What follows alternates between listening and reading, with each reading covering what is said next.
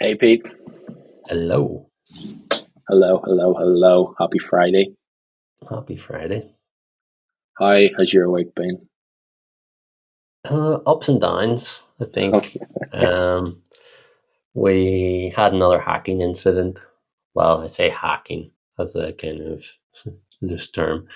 We had more spam signups for Happy.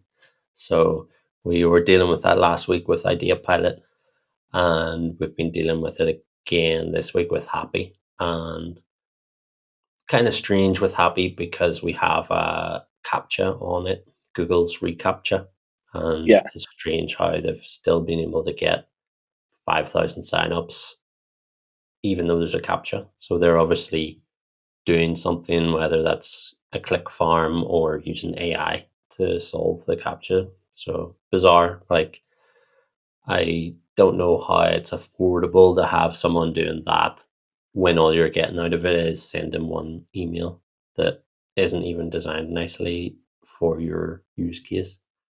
So yeah, I'm just going to see this just increasing. Obviously, like out there across other platforms and things, it's just going to become obviously if they're using AI to get past, then people are going to have to use AI on the other side to try and like spot weird behaviors. And you like, it's gonna. Do you not like? I was reading a thing yesterday, an article, and they were kind of saying that like, yeah, the captures.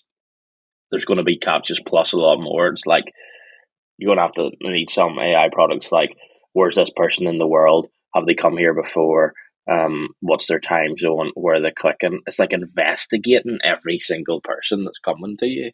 That's where it's gonna go. Like, yeah, and the only person that's going to lose out on that is the end user because there's going to be cases where it's accidentally checking things and figuring out stuff that's wrong and all this sort of stuff. And I think the only person who loses is the customer who's going to jump through all of these hoops. I'll be honest. I already feel loads of these capture things. Like it's just like all the time. And Same here. It's like they're trick questions, a bunch of them. Where it's like asking you, "Where's the traffic lights?" and you're like, "Does it mean this one?" This one?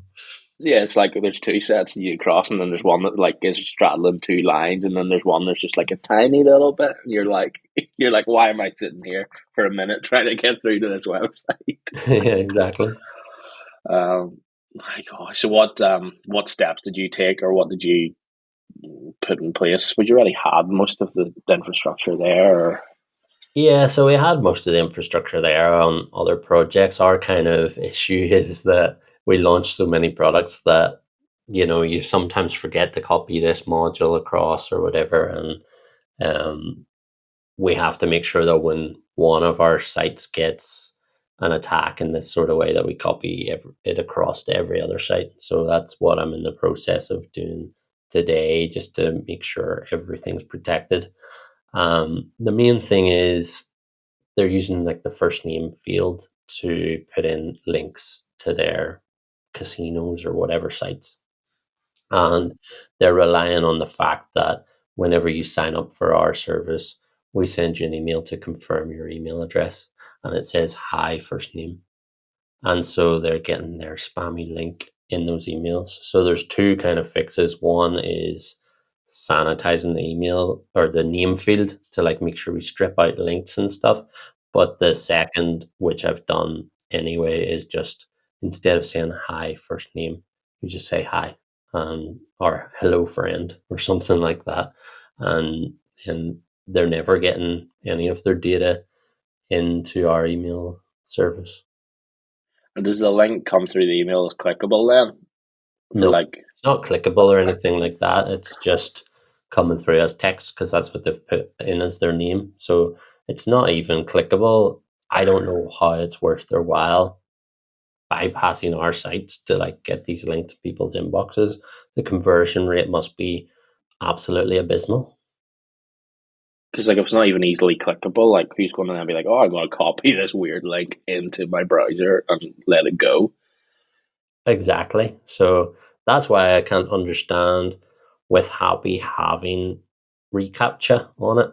How is it even worth their while? Because obviously, if they're using AI or a click farm, they have to be paying, even if it's pennies, they're paying pennies to have these things bypassed. Surely even the email going out's not netting them pennies in return. No. So if you do this as a profession, we would love to have you as a guest on our podcast. You're Oh happy yeah. to have your camera turned off, but we're genuinely curious about why and what you're doing and why you were doing it. Yeah, it's an Yeah. invitation. Reach out to us in comments below. Like, it would just be interesting to hear. Like, so it would probably 100%. be an interesting one. But it kind of goes back then to what I was chatting to you last week about these vibe coding tools and people out there. This week had quite a few chats with people. People are technical, people are non-technical, and people kind of in the middle. And they were talking about, yep, we're building things on V0, we're building them lovable, but with problems getting them deployed, getting them actually out there. And we had talked about, and I think I said to someone yesterday who runs an agency, and they were very much in agreement. As soon as you have user data, you need to be able to sleep at night knowing that it's protected as to your best of your ability. You know, to the protocols that are out there. And if you can't, like, that's pretty scary. And they agreed with me because I think, like we were talking about, obviously we had an agency before. We're doing little bits here and there. Like, what is the future for agencies? And it kind of like brings the question, are these tools for prototyping, for testing? But then once you then do want to take that to an audience, you do then have to go and talk to an agency, talk to developers. Like, I'd love to know from you about kind of steps of you're creating something to deployment to making sure it's set up. You know, like, what's the difference between, like, oh, I've got this cool prototype, to actually putting it into the hands of users and knowing that it fits for them and is fit for purpose. I think it ultimately depends on use case. So Okay. um, you can use these tools absolutely to build a landing page now, because you're not really capturing data, or if you are, you're taking emails on a newsletter form or something like that. You still want to make sure your newsletter form is secure because you don't want to leak people's data. So there's still some element of, even if it's just a website, you still need some basic security. But if it's a plain landing page that doesn't have anything complex, no logins, nothing like that, I think these tools are perfect for that and do a great job. Where it starts to blur the lines is when these things are used for real applications. And maybe you wing it for the first 50 to 100 users and you Yeah. launch this thing. But eventually, if you turn this into a business and you're making real money from this, you really want to take it up a level and at least probably pay consulting to have a developer look at it, make sure what services it's using behind the scenes, that everything's secure and all of that. Like, by no means do I think or would recommend that someone vibe codes a startup that's making 10K a month. Yeah. It's just, you're playing with fire. And this isn't us being like, oh, we're developers and we're trying to keep our jobs. It's the reality. We don't need to sit here and tell you, oh, like, we're building our own products. This is from that side of the business. Like, I can put bits together, but at the same time, we're not deploying that into real life. It's you with the experience of setting these up that are putting it out there. I also had a conversation yesterday with somebody on the other side of the fence who said, yep, we can build something, fire it out there, um, and if something happens, something happens, but we'll already have made money. And I just kind of said, well, let me know how that email would go, and you have to then go out to your current customers and say, sorry, we've been completely compromised. They've got all your information that you shared with us. I didn't really have an answer, but, like, I don't think you're going to have a business after that. So what would be the point? I mean, There's going to be, there's many people with attitudes like that in the world, and it's something I couldn't agree with at all. But there's going to be many people out there doing that and building these big businesses off of the back of AI without giving two thoughts to security, where the data is stored, all of that. There's going to be tons and tons of people doing that. And again, like the only people that lose out are the customers at the end of the day whose data gets compromised. And Yeah. how do you know as a customer, was this tool built with AI? Does it have good security practices or does it not? And the same thing essentially could be said for a lot of the websites in like the 90s and early 2000s, where some of them are storing your passwords as plain text. How do you as a customer even know that? Like you Yeah. don't. So um ultimately you're just, I don't know. There has to be some kind of standard perhaps that comes in as a third party, looks through Yeah. things, makes sure they're secure, and then like lists you on their site as, we've done an audit with this Yeah. app. We've said they're using best practices, so they're good. There's two streams for me in all of this. There's people putting out there, and we'll come on to this in a little bit. We were talking about yesterday. There's people putting out their products, and they're saying that they're making this per month and all. But then for me, there's the industry businesses, and we know from our experience, there's security audits that you need to do. There's tick boxes. There's certificates that need to be in place before you can even get through the door. I mean, um, when we were doing pay here, and we were investigating the schools, and we were working with one of the partners, which is large school in the country.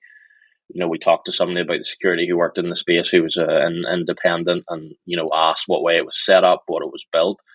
So like you've all these tools that are being built, but then you've got the real world, as I kind of call it. It's like you're not going to get in the door with these tools if you don't have your ducks in a row. And very quickly, if you're going in and you're not able to answer those questions, the meeting's going to be over really quickly because they'll know you haven't got your shit together. Yeah. Well, that's for like people who are taking things seriously, or enterprises. Like if you go and try to sell your software product to Google, you're going to have to go through their security team. There's going to be a big checklist of you having to answer all these things.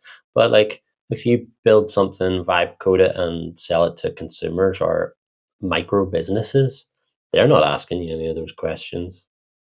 Yeah, because that's really the difference, isn't it? Mhm. What and then talking about yesterday, aspirational signaling, which was a phrase that AI gave, I think, to you when you put some information in. It's what makes my head hurt. I suppose that's the best way to put it. What's your thoughts on aspirational signaling, So aka yeah, this has tool? been something I've been wrestling with for a while now, because I've noticed more and more and more people doing things that I find strange. The things that stand out for me are when someone's on YouTube telling you exactly how to build a business like theirs, and they say, or they drop in that they're using this exact same technique to make tens of millions a month. And to me, that just is weird, because it's like, why would you be on YouTube telling me how to make tens of millions a month if you're doing it and it's so easy? You wouldn't tell anybody, would No, you? no. I mean, it goes back to five, 3 or 4 years ago when I spoke to somebody who would be worth over £10 million, made their money through traditional businesses, did very well at it. And I was speaking to him one afternoon, chatting about, people are putting these courses on, not courses online, but saying, here's how I got to 1 million revenue. Here's how you can do it too. And he turned to me, and he's a great sense check, and I still chat to him about it. And he doesn't understand this world that we're in at all, and doesn't want to, which is fair enough. But he turns to me and be like, why would you ever tell anybody else when you find something like that? Yeah. You're bringing all our competitors in. Why would you tell somebody your secret formula that's working? And there's no answer to that No, and logically. even the fact that you've just now exposed the fact that you have tens of millions. You don't, if you make your money, unless you're a famous person or whatever, if you make your money, you don't want anyone to know. Like you're exposing yourself to burglaries, robberies, all kinds of scams. Why would you tell anyone? Ah, by the way, I've got 5 million in the bank. Yeah, It like you wouldn't. doesn't So really make sense. is this the ultimate fake it till you make it? So I think there has to be an aspect of that. One of the things that I've done is when I've come across some of these YouTubers, like there's one who he claims that he sold his business for 110 million. Yeah. And I've asked ChatGPT and for some of these people, like, does this person check out? And honestly, for a lot of them, they actually do. Okay. And for whatever reason, they genuinely want to help other people and build their own personal brand online. And that's fine. I still find it weird, like if you've 110 million exit from a business, I'd be investing, I'd be doing whatever. I would not be shouting about it on YouTube. No way. Like, just that's not going to happen. Um, so there's a bunch that check out, but there's also a bunch that talk the talk. There was a company we came across yesterday who, Yep. um, some new AI company, they were talking about making $10 million per head, and they're a team of three. And I was just like, this doesn't check out that this person's on LinkedIn bitching about this, that, and the other. It doesn't Yep. check out to me. Like if you're making $30 million a year Get and on a with it. team of three, you're going to be so busy with the business and getting on with things. You're not going to be bitching about random stuff on LinkedIn. So that doesn't check out for me. Again, put it into ChatGPT, and it was like, it wasn't saying that these people are lying, but it was like there is zero proof to back this up. They market Yep. about it and talk about it on their own socials and their website, but it's not mentioned anywhere else. There's no angel list. There's nothing that backs up that they're actually making what they're making. And then I started diving deeper into ChatGPT about what is this, because I'm seeing this trend everywhere where everyone's like hyping their own products, and to me it seems fake. And it basically said, yeah, that's the new marketing wave, or it's been going for a while, but more and more people are doing it now, where they're just like hyping their product, how much revenue they're making, how many signups they're having, and it's all just bullshit. It's like I suppose traditionally it would be known as sensationalism, wouldn't it? And there's the other bit that kind of was for people to be excited about and to see is companies when they raise like a seed or a series A or a B, fantastic, yeah, put an announcement out there. But when they put it all over their page and they're then promoting ads going out there that they'd raise money, it's like they're using that to market it. And I know, like, I mean, there's companies that you've been involved in the past, which we'll not mention yet, that have used that tool again as like, oh, look at us, we've raised 20 million, we must be on to something. And again, it's using that like, oh, look at this. Yeah. Like, And I think to some degree, the reason that it works is that customers love to see people are essentially sheep in most aspects of life. And they, yeah, if they see, oh, everyone's going here, everyone's going to this restaurant, must be amazing, yeah, they'll pile on it. And it's the same sort of thing with these products. If you can say, like, oh, we've had X amount of signups this week. We're making $100,000 a month revenue. It's a signal that people are like, oh wow, I better not miss out on this thing. Like, isn't it? yeah. I think so. And the question is, should we try it in one of the products just for a test? Like, I mean, I mean, I'm open to it, but also at the same time, like I hate bullshit. I hate just it faking just wouldn't things. sit well. It just Yeah, wouldn't sit well. Like, I mean, it'd be more of a like an experiment for this to come back and be like, yeah, our signups went through the roof. Or, but then again, like, who is the audience? Because if you look at somebody saying, "Oh, I've just added 100K ARR to our balance sheet or to to our yearly revenues," and then you've got somebody else saying, "We've just raised 20 million Series A." I know that the guy I talked about that has his net worth be well over 10 million in traditional industries. He's built his business. He'd be like, and he just wouldn't. It wouldn't like kind of like, are we caught up in the LinkedIn X slash Twitter kind of like it's the audience that's feeding itself, and it's like just like this vicious circle. That they're talking to other people that are doing what they're trying to do or have done it, and it's just like that's again, it's like why I've been started the Thursday thinking Thursdays, because I'm just like anybody. I'm trying to talk to people that aren't in this not bubble that we're in, but in this environment that we're in. I want to talk to somebody that owns an accountancy practice in the Lisburn Road that has 1,000 customers, and listen to their thoughts about where is this technology coming into their business? Is it going to affect them now in the future? Are they trying to adapt?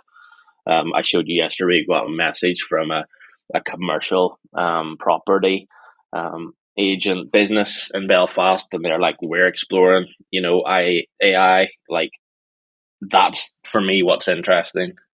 Totally. Bringing this stuff into real businesses, finding real uses and real time savings for it.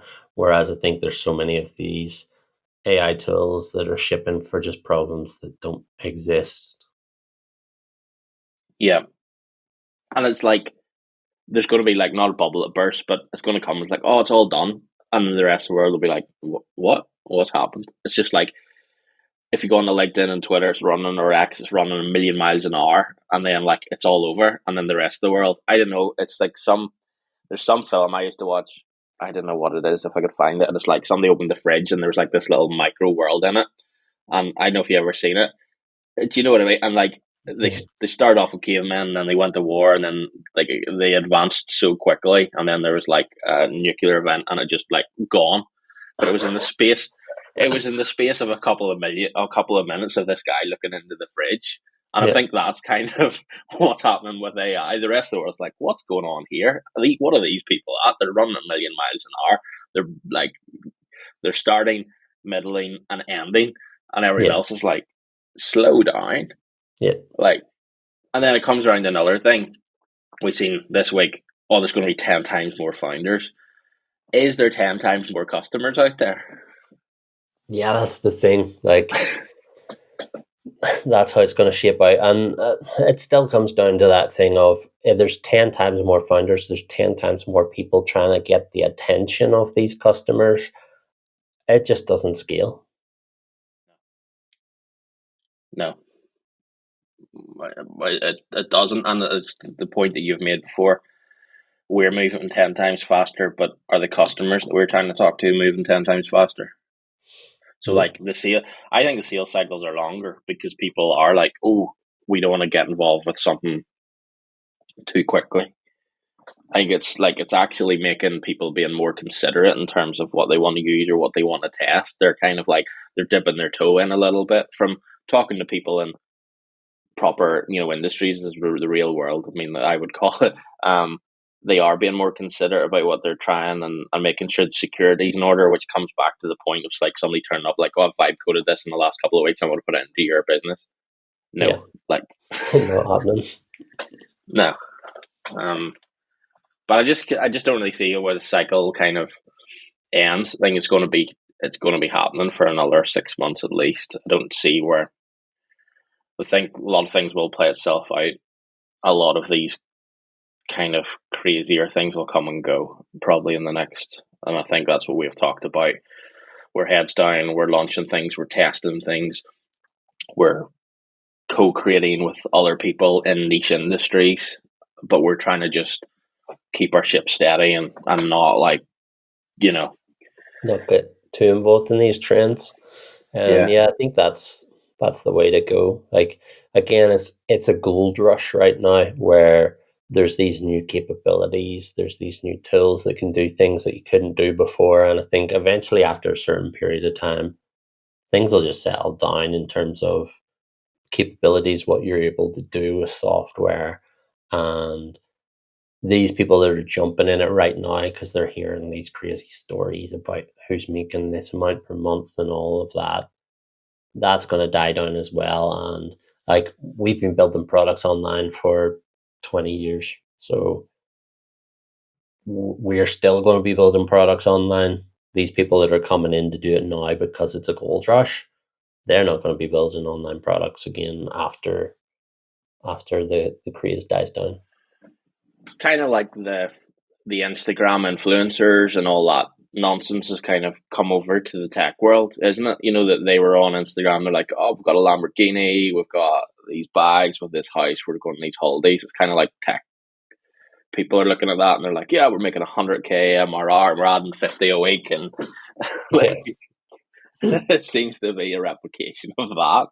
Um, which yeah, never ends well, does it? no, but that's the thing. Eventually, those things are going to be exposed. If they are fake, I think there's a large portion of it is fake. It's all hype driven. There's YouTube channels who interview all these startups, and they're always interviewing startups who've had this crazy success, overnight successes, or huge MRRs with tiny or one person teams. And there was someone floated to me the concept that the startups are paying these channels to be featured to talk about how awesome they are and how amazing their revenue is in order just to get more customers.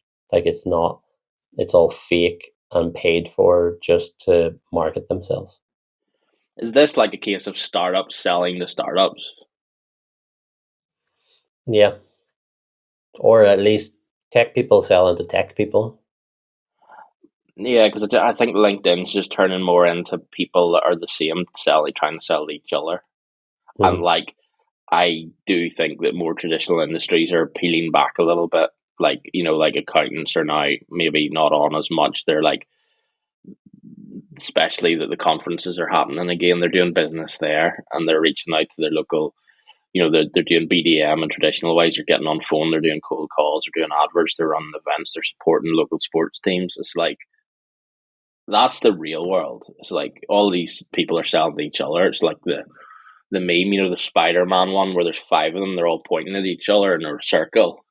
It kind of yeah, feels like that, that to me. that's it.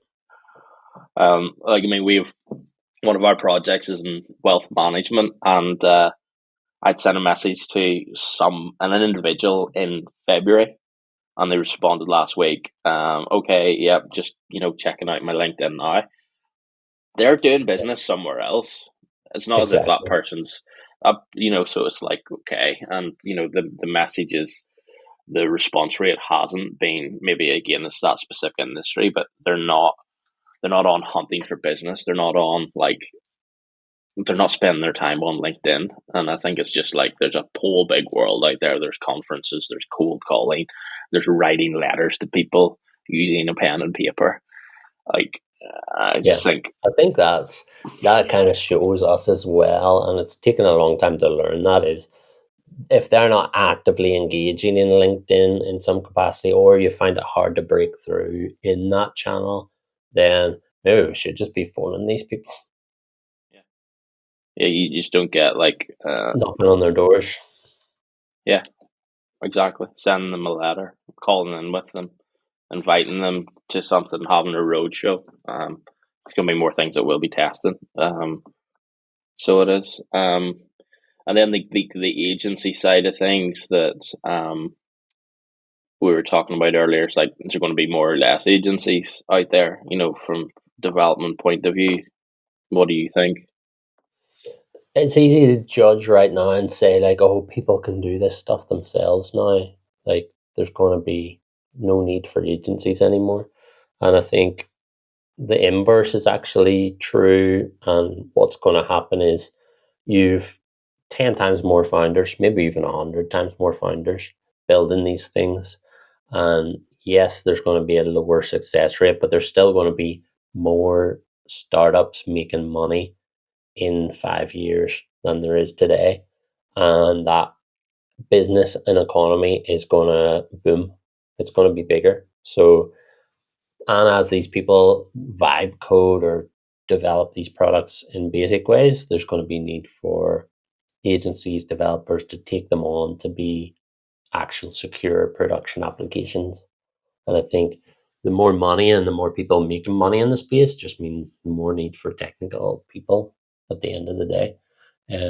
Jobs change, developers will be harnessing AI and will be more effective, but Yep, there's still going to be a need for technical people that know all these things, even if they're relying on the AIs more to do their day to day job.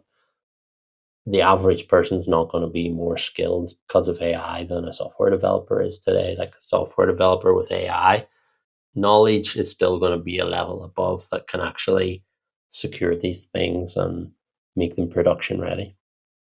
totally. Again, as I've said multiple times, like if you've created something and you're putting your platform out there to the real world and you real user data, real information, and if you can sleep at night not knowing where it's all stored, how it's secured, who has permissions, encryption levels, everything.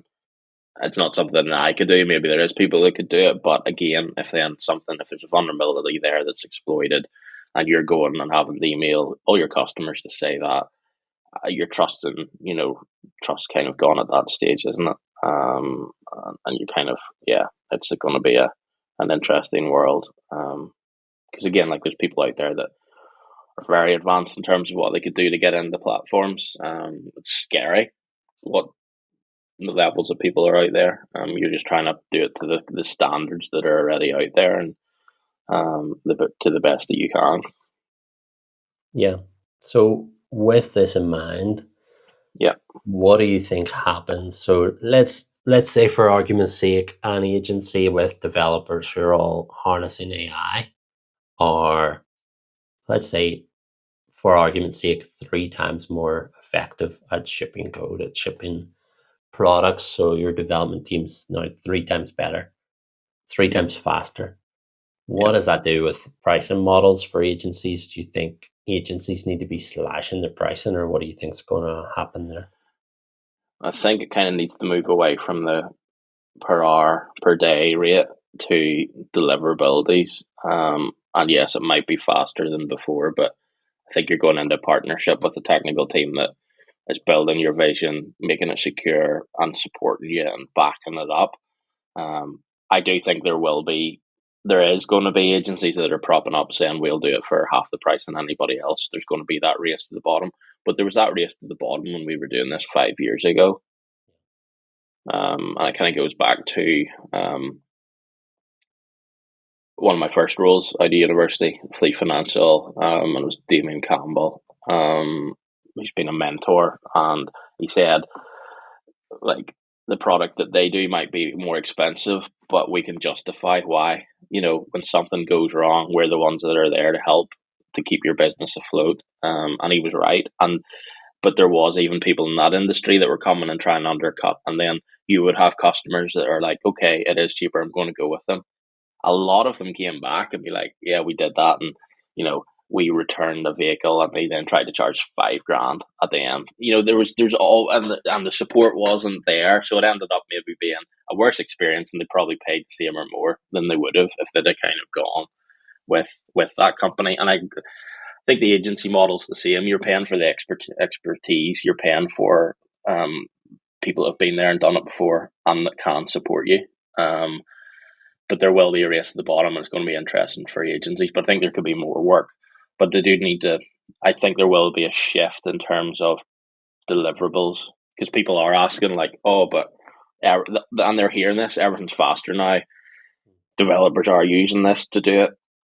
So like the customer is going to be like, is it less money, or do I get more money? Do I get more outcomes for my money?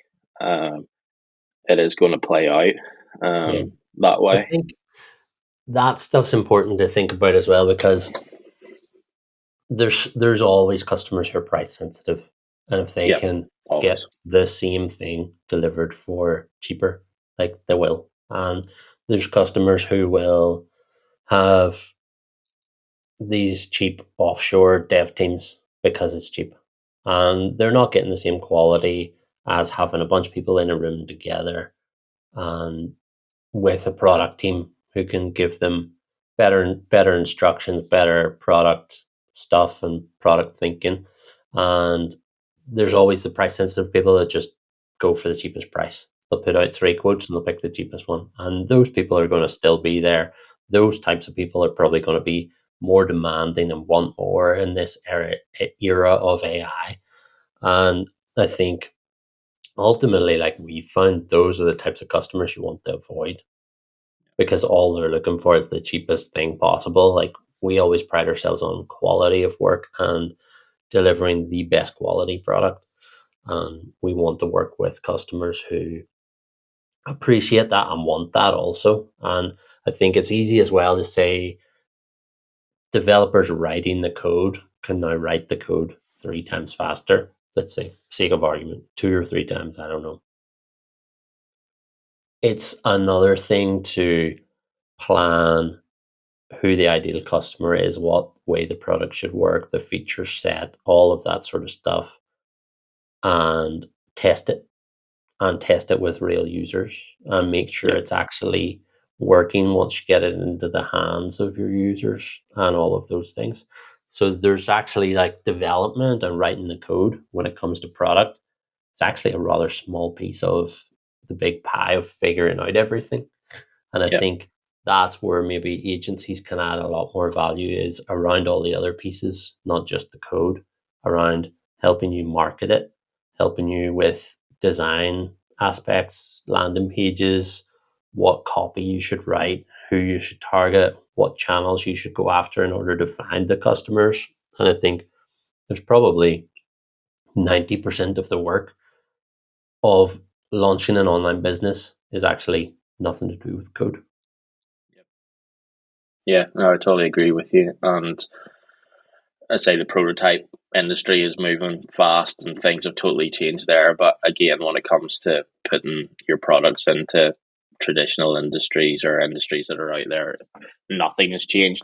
Still needs the same security. It still needs the same user testing. User experience. Nothing has changed there. It will be interesting to see how it plays out. Over the next. Again, I was going to say year, but 6 months. Yeah, exactly. It's like warp speed right now, isn't it? Hmm. Okay, cool. Like, that's been an interesting episode, and lots there to unpack. And Yep. yeah, good to chat with you. You too. See ya. Cheers.